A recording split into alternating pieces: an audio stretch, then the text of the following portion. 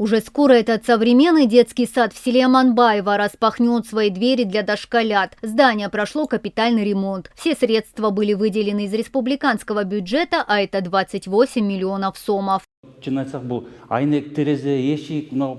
В этом здании не было окон, дверей, полов, парового отопления. Мы все это установили. В котельной обновили печь. Также замену прошли все трубы. Теперь в здании новые пластиковые окна и хорошие двери. Садик готов к эксплуатации.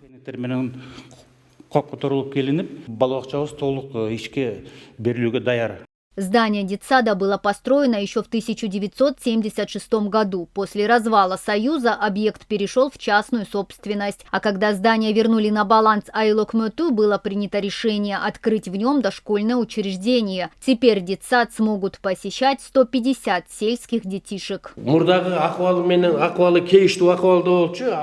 Раньше здание находилось в плачевном состоянии, а теперь мы смотрим на проведенный ремонт и радуемся. Когда-то в этом детском саду воспитывались наши дети, теперь будут воспитываться внуки. И, конечно, все жители рады этому ремонту.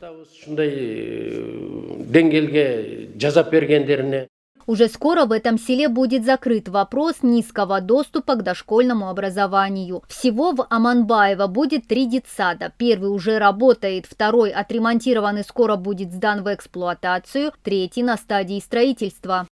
Мы уверены, что когда откроется еще один садик, все проблемные вопросы будут решены. Половина детей будут воспитываться здесь, другая половина во втором детсаду. 3 садика в одном селе – это очень хорошо. На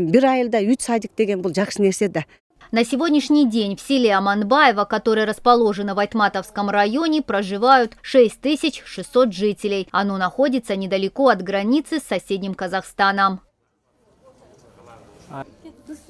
Мадина Низамова, Кайнар Урмонов, Майримбек Джусубекулу, ЛТР, Таласская область.